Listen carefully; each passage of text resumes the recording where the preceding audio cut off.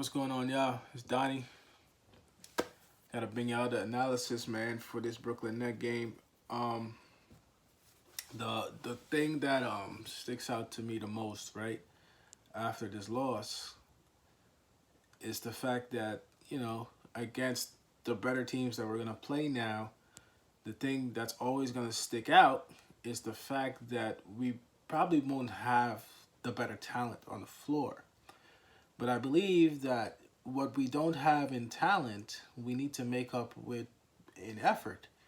And that is the biggest problem.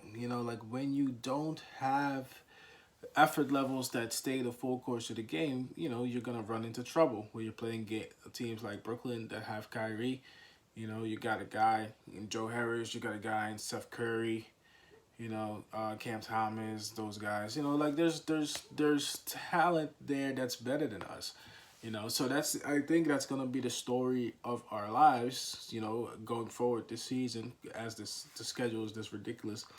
Where we have to find ways to make up for the talent level. So if we don't have the talent, the effort level needs to be there in all phases of the game. One and two, we have to utilize everybody we got, and Tibbs is not doing that. Like this is the thing that it's crippling us. It's handicapping us tremendously, because look, if Tom Thibodeau doesn't have the best squad on the floor every night, the worst thing you can do is not play everybody you have. You can't tell me that only Quickly is able to come off the bench and produce something. I know Obi played, but they're almost garbage minutes. No disrespect. You know what I'm saying? And a guy like Cam Reddish isn't playing. Fournier isn't playing. Derrick Rose isn't playing. Why? In games where we're losing by this much, where Tibbs doesn't want to make the adjustments. So it's detrimental to the team to try and do something else. A loss is a loss. I'm sick and tired of hearing people say, "Oh, well, we're learning. I'm enjoying the game." There's nothing to enjoy about this besides maybe the fact that Julius Randle is playing great, in my opinion. Jalen Brunson's playing good. RJ had a better game, but it's probably a separate video for RJ. Look, me personally, the way you're treating Cam, the way you're treating D Rose and them, RJ, although he had a better game today, he gets preferable treatment all the time.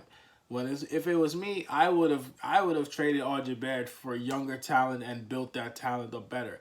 I don't know what it would be, but like I am not riding and dying with RJ Barrett not getting us anywhere, because this is not gonna work the way we hope it to with him. But that's a separate video.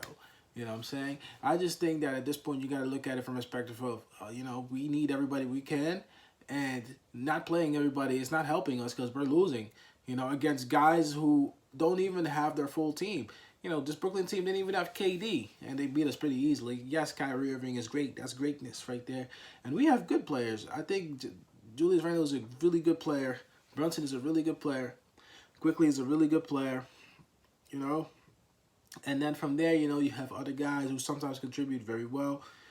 Jericho Sims. Sometimes Grimes, even though Grimes hasn't been that good. You know what I'm saying? Sometimes RJ, but RJ to me is okay. He's not all-star level because of the consistency. Not that he doesn't have the talent in him. It's just the consistency is not going to be there for him. I can't see the consistency being there for that kid for him to be considered something like that. And what you end up with is you only end up with two really good players right now, which on average nights is good enough to get wins, but on nights where you just need full power, we don't have enough power to compete. So now you start looking around and see, well, what can we do to be better? What can we do to make adjustments? The only thing we have left on the bench is Cam Reddish, really, that I think is realistic. But Tibbs doesn't want to play him. And I know I'm repeating it because it's obvious. Tibbs doesn't want to play these guys. Okay, fine. We're just losing these games. I don't care what you say. I don't care what you think we've improved upon. I don't care what you think we did good at the half. I don't care what you think we did good third quarter. The reality is that we're just losing. We're going to lose all these games. I promise you, we're not winning them. We beat Boston, which was cool. I didn't make a video about that because this one was gonna see we were gonna see after tonight, and we know what happened now. What type of team we were? Okay, we were capable of beating Boston, but we're capable of beating Brooklyn this way after they already beat us pretty badly. In the other game, which coincidentally. I was there. Kyrie didn't play that game, because of all the nonsense that was going on with him.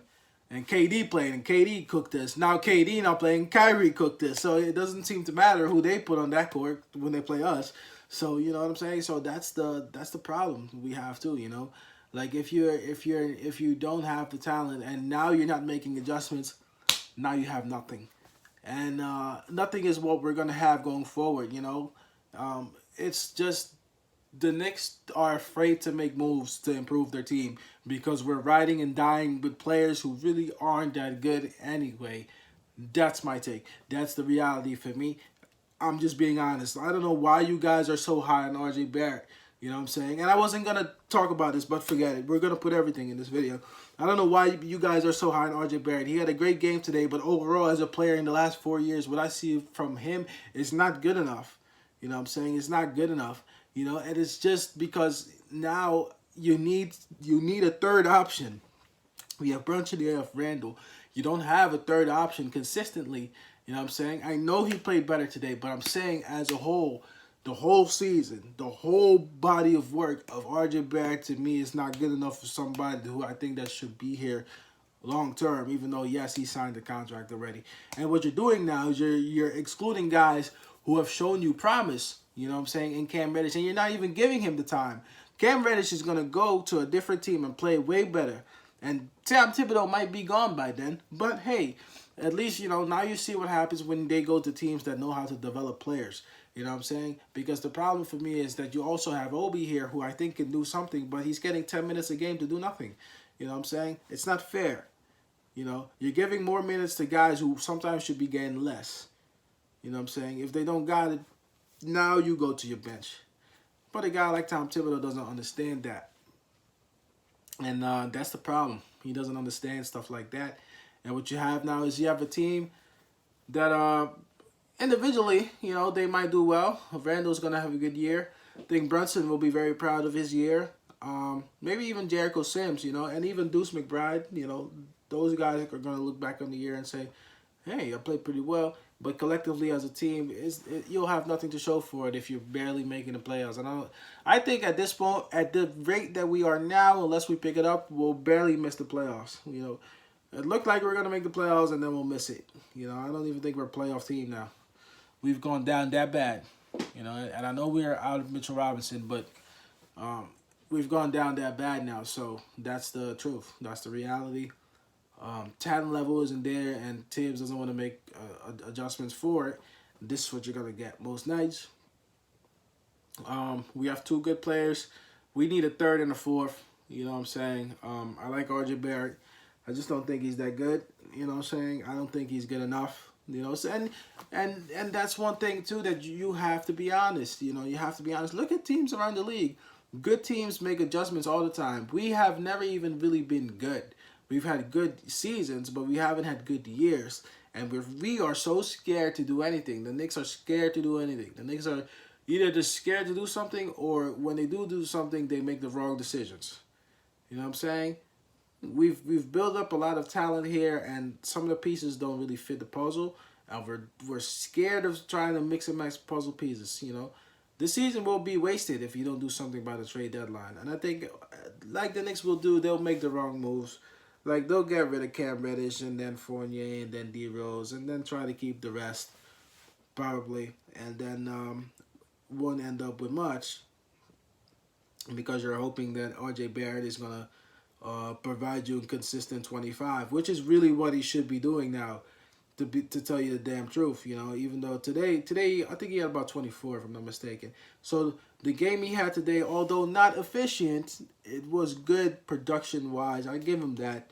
It was good production-wise, but if he does that all the time, then now you can say you have a third option, but you know how he goes, up and down all the time, and it's the up and down that causes the team to fall apart. Because if Randall has like 4 or 5 games where he's playing well, and Brunson has 3 games he's doing well, RJ might need 6, 7 games to really get back to his groove. Then he has 3 or 4 games where he was doing good, and then he goes back to his 6, 7 games where he's not doing good. But then Randall has his 3 games. But do you see the pattern? That's the pattern with this team.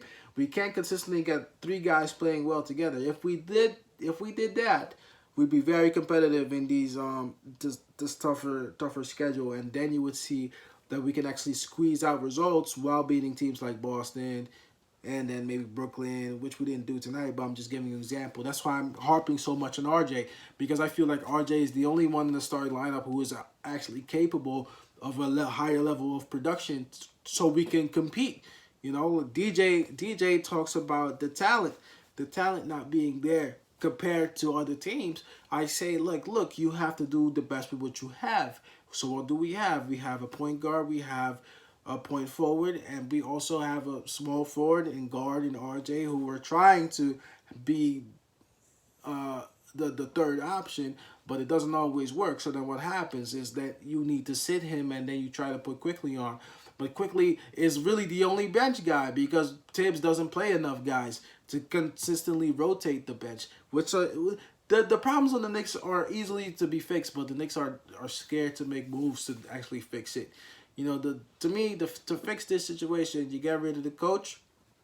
You start actually rotating 2-3 more guys off the bench. Leave guys like Obi in a little bit longer for developmental purposes. Play guys like Cam Reddish more.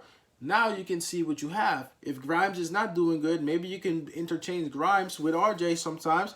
You know, have RJ try out that position, or just go with Cam straight away and then let RJ be at the 2. You got to do different things sometimes to see what worked. There are many teams in the league this year who hadn't had good starts but figured it out by making adjustments.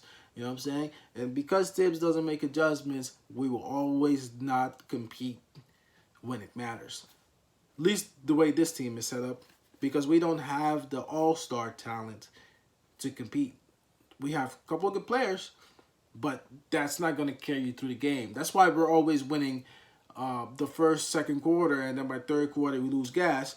Because, first of all, these guys usually play the most minutes out of everybody in the league. They play like almost 38, 40 minutes, you know. So trying to do that all the time while winning the games, like let's say you're down, coming back, trying to win, doesn't happen. So the 2-3 fold problems with the Knicks are things that can be fixed, but is the front office bold enough to fix it? No, I don't think so. And eventually we'll go down, look at the season as potential, but potentially lost, and it will be. And that's how it is.